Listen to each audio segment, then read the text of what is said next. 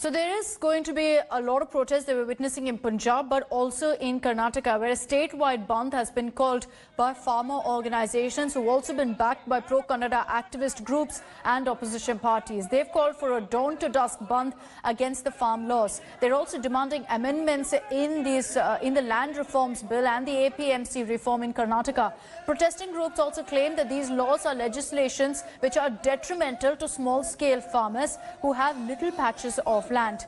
In Bengaluru, a protest march has been planned from Town Hall to Mysore Bank Circle against the anti-farmer legislations. Private cab and auto aggregators have supported the bandh. They'll be off the roads. State-owned public transport like buses and metro trains will continue to operate normally in the city of Bengaluru.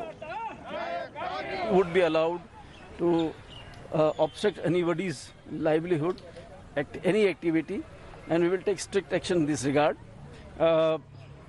And we will see that wherever we have to give adequate protection, we will certainly provide the protection. So have they taken any permission? Nobody has taken permission from us, and we will not allow any activity which is not approved by us. The whole civil police of around 12,000 plus city armed reserve 24 platoons plus 47 KSRP platoons will be there, besides the other types of deployment. देश के किसानों को American private company का गुलाम करने के जो APMC का amendment लेके आके एक वन मार्केट बोल के उन्होंने बोल रहे हैं, वन मार्केट नहीं, ये ग्लोबल मार्केट को लेके आ रहे हैं। सारा देश को वॉलमार्ट कंपनी जैसे कंपनियों के गुलाम करने का एक मुद्दा है। Nolan Pinto is joining us live with more details on this. Nolan, you've been getting us several updates of protests that have already broken out across Karnataka. Are these restricted to districts where, you've got a lot of farmers based, or are we seeing a lot of agitations happening in Bengaluru as well? Well, Akshita, in fact, initially in the morning, all the districts of Karnataka, you had farmers, that is pro-farmer organizations, and also pro-Kannada organizations, activists coming out, burning tires on the roads, blocking the important highways, national highways, state highways. But also, slowly, this is spreading to Bengaluru. As of now, you can clearly see there is traffic in the city. Let me just show you. There is traffic as of now.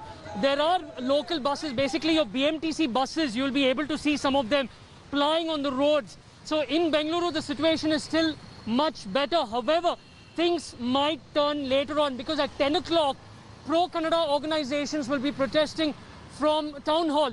11:30, the Congress party, which is the principal opposition over here, will also be protesting in the heart of the city. So things might get a bit messy after 10 o'clock. But now the situation as of now in Bengaluru is okay. Now, Akshita, it's not just the 3 farm bills that they are protesting against. The people over here, they are protesting against the amendments that were passed in the Karnataka Assembly on Saturday. This is amendments to the APMC Act and also the Land Reforms Act. They say that this is completely illegal and against the interests of the farmers of the state. And that is what is happening. Now, no doubt the government has said that there is no permission as such for them to do that.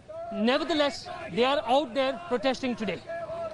Okay, Nolan, we'll keep coming to you for the latest updates. We're also tracking very, very closely what kind of an impact this bandh really has on the lives of Bengalurians. So we'll keep coming to you for the latest on that. Hello everyone, this is Rahul Kamal here. Hope you enjoyed this video. For the latest news and analysis, like and subscribe the India Today YouTube channel, and don't forget to press the bell icon to stay updated.